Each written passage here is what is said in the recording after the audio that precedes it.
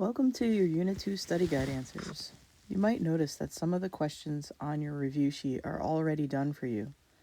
That's part of a work solution strategy that we use. You can model your answers or how to do the problem after the ones that are already done. For numbers 1 and 2, you're going to use the intercepts to graph the line described by each equation. So as you can see, number 1 is already done for you. And it tells you over here how to do the problem.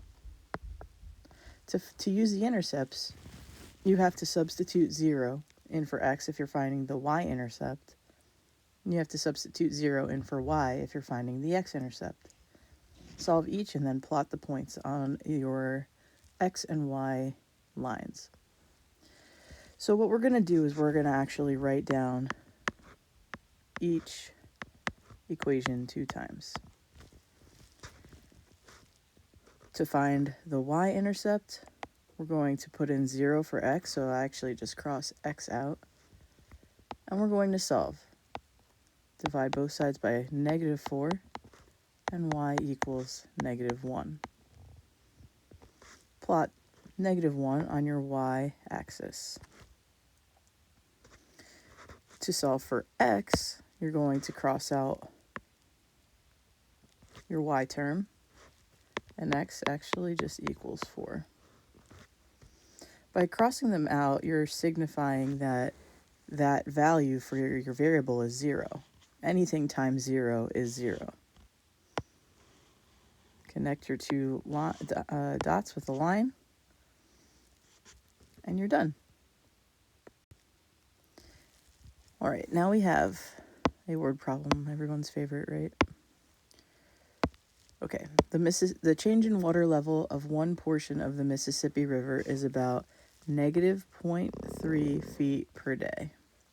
If the water level starts is like a super important word here, at 17 feet and falls for x days, the level is represented by the function 17 minus 0.3x. All right, so we're going to start by writing that function 2 times.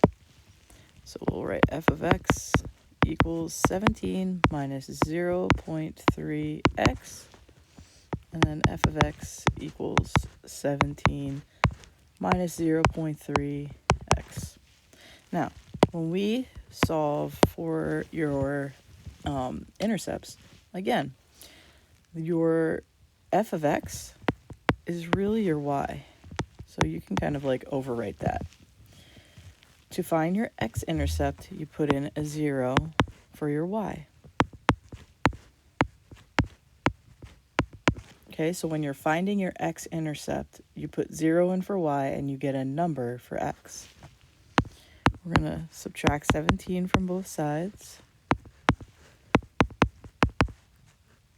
The -0.3 drops down, and we'll divide both sides by -0.3.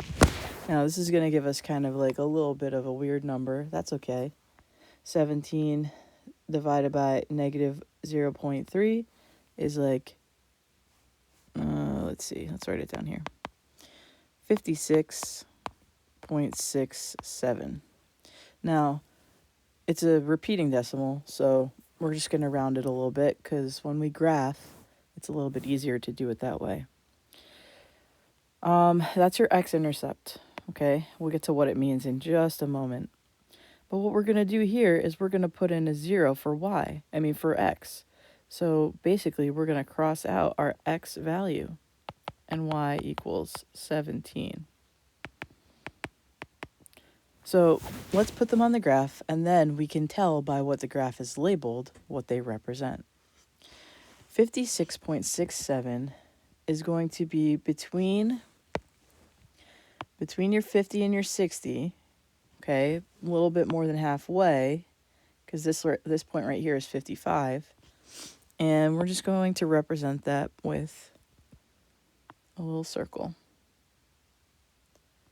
That looks pretty good to me, 56.67, and that represents days.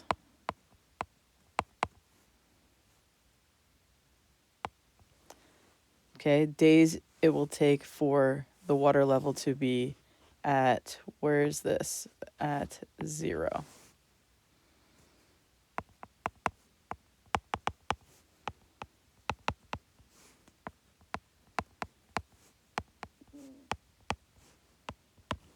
Okay, and this x equals, or the y equals 17.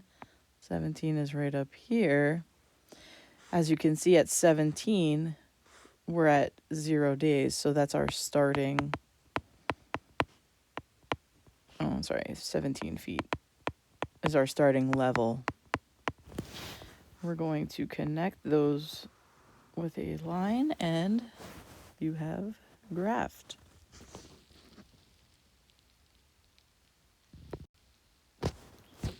All right, for the next, we're just going to find the slope. This guy right here, that's your slope formula.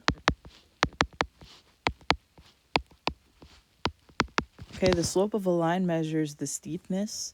So you're trying to find how much your line is going up or down, right? If it's going up, it's a positive slope. If it's going down, it's a negative slope. And we're talking always from left to right. And your x values, or your bottom values there, are going to measure how long your line goes from left to right. Is it very short? Is it very long? That's kind of like how we have to take those two factors in to measure our steepness.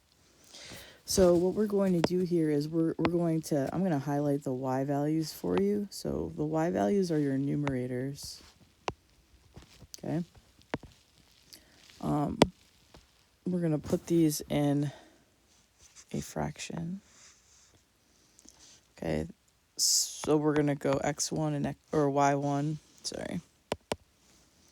y2. Our formula says y2 minus y1. I will tell you that it does not matter which order you put them in, as long as you keep it the same. And what I mean by that is, if this is the number that you put first here, then this number, its partner, needs to be first on the bottom.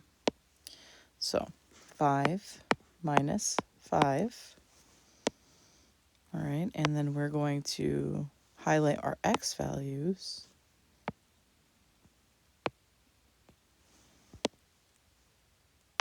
And that's going to be 4 minus a negative 2. 5 minus 5 is 0, which actually already gives us the answer, but we'll do that bottom part anyway. 4 minus negative 2 is positive 6.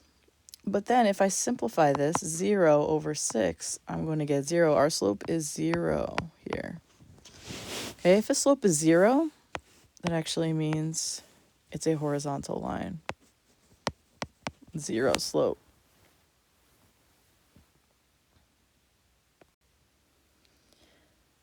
All right, for this one, we have to write an equation in slope-intercept form. Okay, that's y equals mx plus b.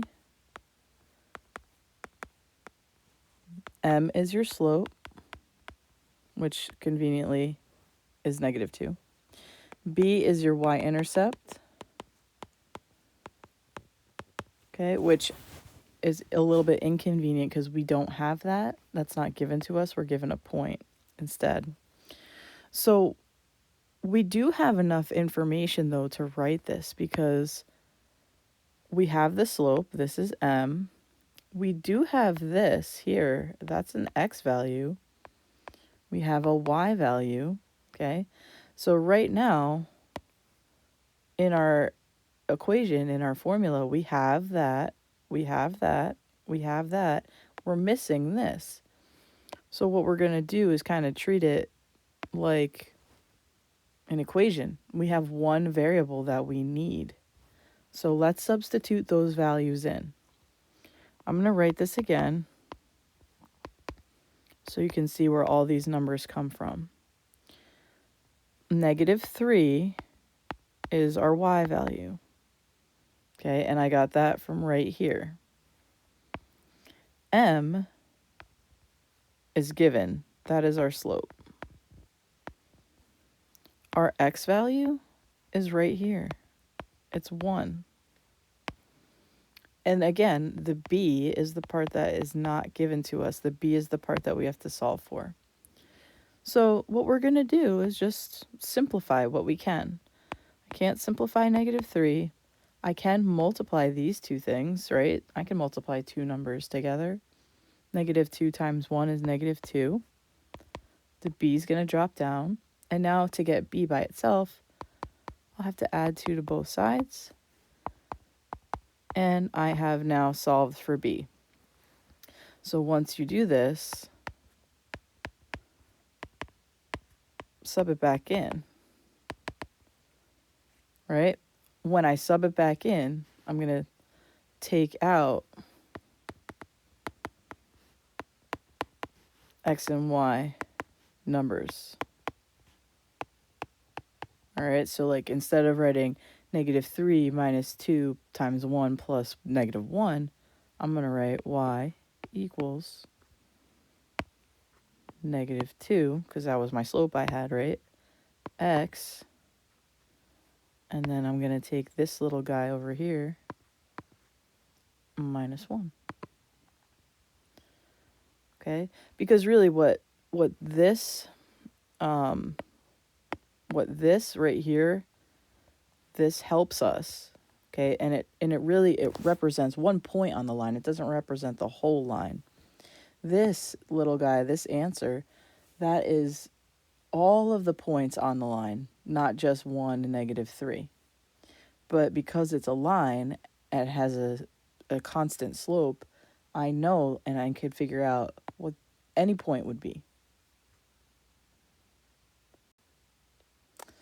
All right, now I have to write the equation in slope-intercept form, which is going to be really awesome because I already have the slope and I already have the y-intercept.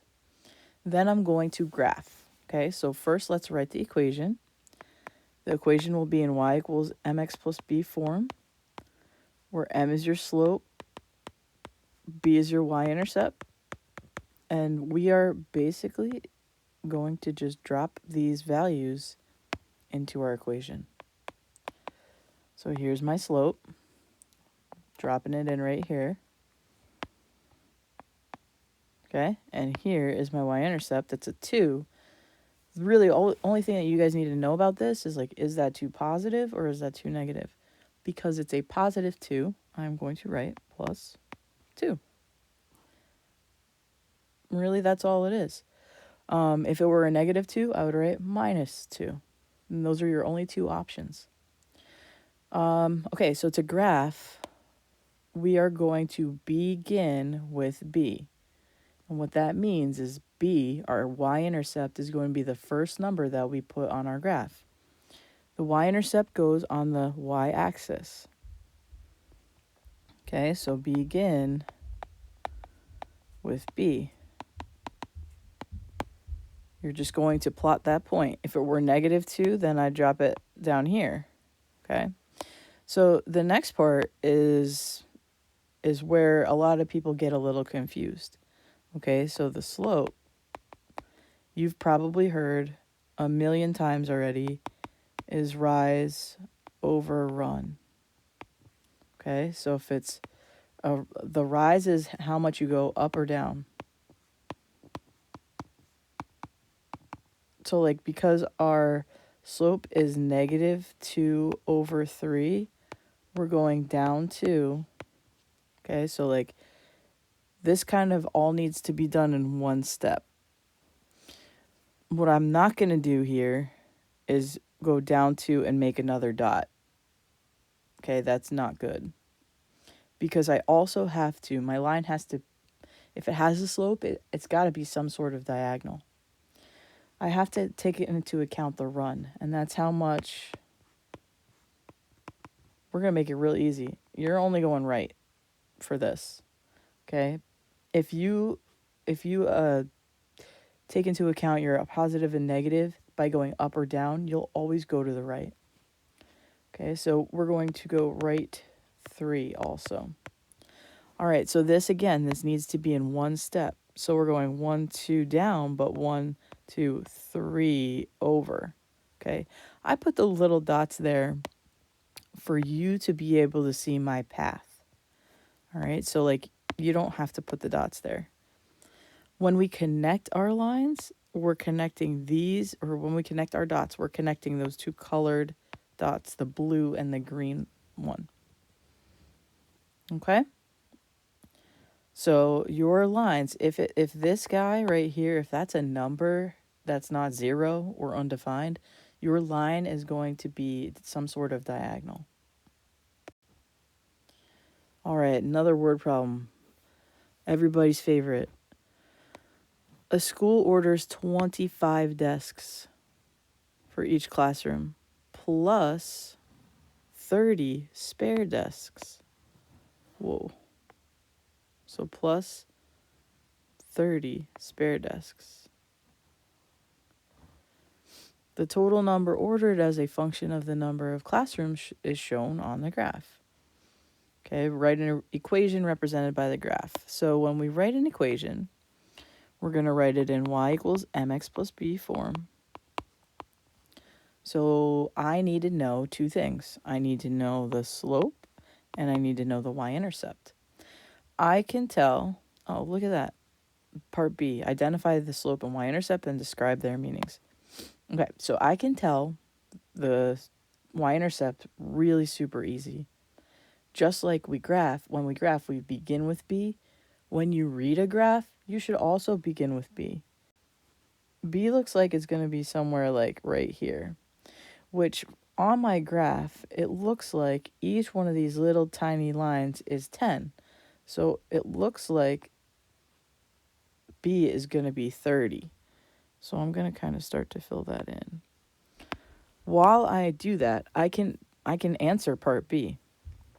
The y-intercept is 30, and that's going to be the number of spare desks. Because I can kind of like see that in my problem. Where did the 30 come from? Right up here. That's basically the number of desks I have if I have 0 classrooms. Okay, now I need to find slope. Okay, and that part's gonna be like a little bit different. But what I can do is use 0, 30 as one of my points. And I can locate on my graph another one where it's easy to see. So let's find one. So to find the next point on my graph, I'm basically going to try and go on my graph until it comes to a point where I can actually like read where that is. And that looks like 4 and 130, right? Because that goes to here. So that looks like 130. All right, so 4 and 130 will be my second point.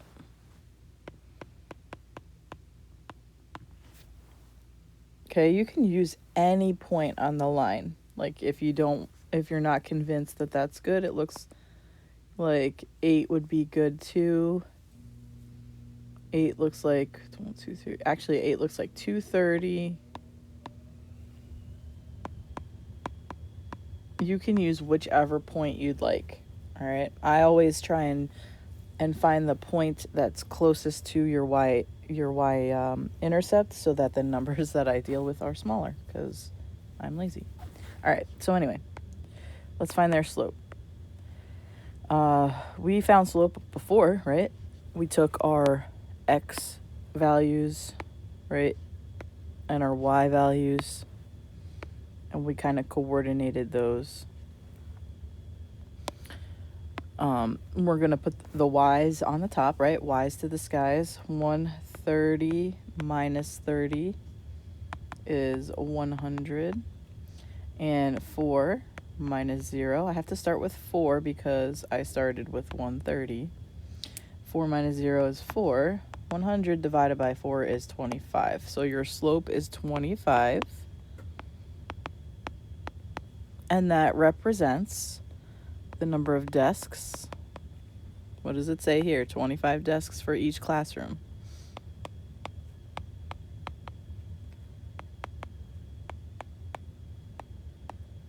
Okay, so we can kind of go back up to number or letter A and write our equation because like we know both of those things now.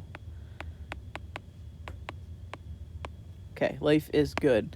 Now, we have to find the total number of desks ordered, so that's going to be Y. If there are 24 classrooms, and 24 is our X, right? So all we're going to do is substitute 24 in for X. And we're going to solve that. So 25, grab your calculators, right? 25 times 24 is 600, and 600 plus 30 is 630. Word problem, so we gotta label our answer 630 desks. B. All my favorite things ever, functions. Okay, so functions are awesome. They're graphs, really. That's the fancy name for what a function is. A function is a graph. Okay, we have these things called functions, and we have these things called relations, right? A relation is basically a graph. A function is a fancy graph. All right, it's got to be fancy. I remember that because they both start with F. A function means that the X values do not repeat. Okay, and we can kind of figure this out using a picture of a graph by using this wonderful thing called the vertical line test.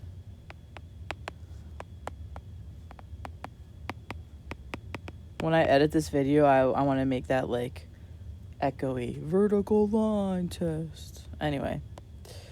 All right, so what we're going to do here is I'm going to use my pointer tool of a lightsaber because I'm fancy like that. But we are going to see if my graph touches a vertical line, like my lightsaber, 2 times. So I can use this, like, if you're not as fancy as me and you don't have a lightsaber, you can use a pencil and kind of drag your pencil across your graph. So here, if I take my lightsaber and I drag it across my graph, you can see at any point, the graph is only touching the lightsaber 1 time. So that makes it a function. Yes, this is a function. This passes the vertical line test. Okay, now let's go to the dark side. All right, I'll change my lightsaber to red here because if I drag my pencil, my lightsaber across this graph, what happens really starting right here? Okay, see how it crosses my lightsaber twice? That's very bad. That makes this not a function. Okay, not a function. This fails the vertical line test. So that's not a function. All right, one more. Here we go. This looks a little weird, right? This is called a piecewise function because it's in pieces. But anyway, the colored in circle, as you guys know from inequalities and graphing, means that this could be a solution. The circle that's not colored in, the open circles, means that it's not a solution. So as I'm dragging my pencil along this graph, it's only touching once. You can see here that there are 2 dots, right? This is going to be very, very tricky. This part right here, not a solution. This part right here is a solution. So this still passes the vertical line test. Okay? Even though they touch in 2 spots, this isn't really touching this one. this like top one because the circle is open. And as I go across the graph, it's again touching once. It happens again here with the two circles. But again, the same deal. That is a solution. This is not a solution, so it's okay. All right, so this one was complicated, but this is an example of a function because when we do touch twice, one circle is open and one circle is closed, so it passes. Okay, if they're both closed, it does not pass. Just something to keep in mind. All right, the graph of the function is shown below. Circle the correct response for each question. You guys can see that there is one word that is like all over this page, and that is range. And range is a very fancy word for the y values. Okay, the very fancy word for x values is domain. I don't know if you guys know that, but domain is x values. All right, cool. Ready? So, 19 and 20 are done for you. Is 0 a value of the range? Here's 0. I'll go back to using my little pointer. I think you guys are probably over my little lightsabers. All right, 0 is a value of the range because here's 0 on my y-axis. There is a part of the red graph on there. -2, here is part of the red graph, but it's also over here as well, so that's cool. Now let's take a look at +2. Here's a point on our axis. Yes, yes, yes. All right, it does have an open circle right here, but that's cool because the rest of it is pretty much solid colored in. So there is a point where no, it's not, but this whole area is. So yes, the answer is yes for 2. 2.5 is going to be up here, right, between 2 and 3. But as you can see, there's no part of my graph over here at 2.5. So that is a no. And -2.5 is down here. And we do have like a little piece that crosses our axis right here. Not our axis, I'm sorry. Our -2.5 y values. Okay, this point right here, it would be like -3.5 because that's -3.5, -2.5. So that is a yes as well. All right, a little word problem for you. For lunchtime, an Asian food restaurant charges per meal and adds a delivery fee. The cost, C in dollars, to have any number of meals delivered to your home is described by C equals 6M plus 1.5. All right, so this looks like charge per meal, right? And I got that right here. And then the delivery fee. So all we're doing here is identifying what the delivery fee is. Looks to be about $1.50. Okay, so it doesn't have a variable because it's a fee, right? So if you go to the gym, you probably pay a fee and then you pay monthly. Let's see, what else? Your cell phone bill, you pay a fee and then you pay per minute of data you go over. So the fee is usually the one that's your intercept if we were to graph this. It's something we called flat. So flat means it has no variable. It's not going to change or vary. Each meal, okay, something M is, in this case, $6. Okay, $6 per meal. And that does have the variable. All right. Next. Joe's restaurant sells hoagies. The amount charged for a hoagie H is based on the cost of a plain hoagie plus an additional charge for each topping T as shown in the equation. All right, so we got H equals 0.25 T plus 5. All right, well, first of all, we're not going to call them hoagies. We're going to call them subs. Just kidding.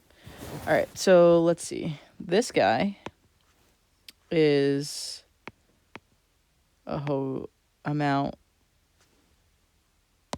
Yeah, let me back that up. Amount for hoagie. I'm writing sub, sorry. It's based on the cost for each plain hoagie plus an additional charge for each topping T. So I know T is the topping. So this one must be how much each topping cost. And this guy is the only thing that we have left. That must be the plain. So the 5 represents the cost of a plain hoagie sub. All right, so 5 is going to be $5 for the plain sub. The 0.25 is 25 cents, right? And that's the cost for each topping. And so the letter T is the amount, and that says it here, of toppings. And H right here is the amount charged for a hoagie.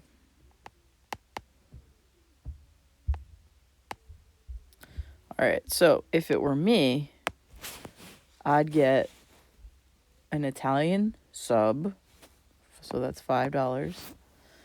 And I like lettuce, tomato, onion. Sometimes I like pickles on there too. So that's 4 toppings. Okay, so plus 0.25 times 4, because I got 4 toppings. So my sub would cost 5 plus 1, so $6. Just as a little example there. All right, finally, the tables below show the values of y as a function of x. Write the linear equation in slope-intercept form. That's this guy right here. That best describes the relationship between x and y. So we need 2 things. We need to find the slope, okay, and we need to find the y-intercept. So our plan first should be pick 2 points, because we got to find slope. All right. If it were me, I'd literally pick the first 2 because they're smallest numbers. 2, 5, and 4, 10. So let's find the slope. 10 minus 5 over 4 minus 2. That's 5 over 2. Yep. Let's just leave it as a fraction there. And then I'm going to pick, I'll change my color here. Pick 1 point for x and y. Okay, and we're going to do this like we did the problem earlier. We're going to sub in x and y for our y equals mx plus b, and we're going to find b. All right, so let's do this. 5 equals 5 over 2 times 2. All right, so I picked these 2 plus b. 5 equals 5 plus b. Subtract 5 from both sides. 0 equals b. Oh my goodness. So our equation is going to be y equals 5 over 2x plus 0. I'm not going to write that down because that's extra. Okay, so like this is it. Boom. You can always check your answer as well by substituting in any of these numbers in for x, and the output will be these numbers. So 5 over 2 times 4 is 10. 5 over 2 times 6 is 15. 5 over 2 times 8 is 20, I hope. Just kidding. It is. Okay, next one. We got negatives. Don't be scared. So I actually am going to not pick the negatives because I don't like them. So these are my two numbers that I'm going to choose, my 2 points. 1 and 13, 3 and 18. That's the cool part about these is like you could pick whichever ones you want. So it doesn't have to be the first two. It doesn't have to be the last two. It doesn't have to be the first and the last. I pick the ones that are smaller numbers and not negative. So my slope is going to be 18 minus 13 over 3 minus 1. 18 minus 13 is 5. 3 minus 1 is 2. Oh, it's 5 over 2 again. That's cool. And then I am going to use 1 and 13 as my numbers for x and y. So 13 equals 5 over 2 times 1 plus b. Oh, man, we're going to get a fraction here. All right. Making me work. 13 equals 5 over 2 plus b. We have to subtract 5 over 2 from both sides. And 13 minus 5 over 2 is really like 26 over 2 minus 5. It's 21 over 2. Also known as 10.5 for all you decimal fans out there. So our equation is going to be 5 over 2x. It's positive, so we're going to write plus 21 over 2. Or plus 10.5. All right, thanks for hanging out with me. Hopefully this cleared any questions up for you that you had on Unit 2.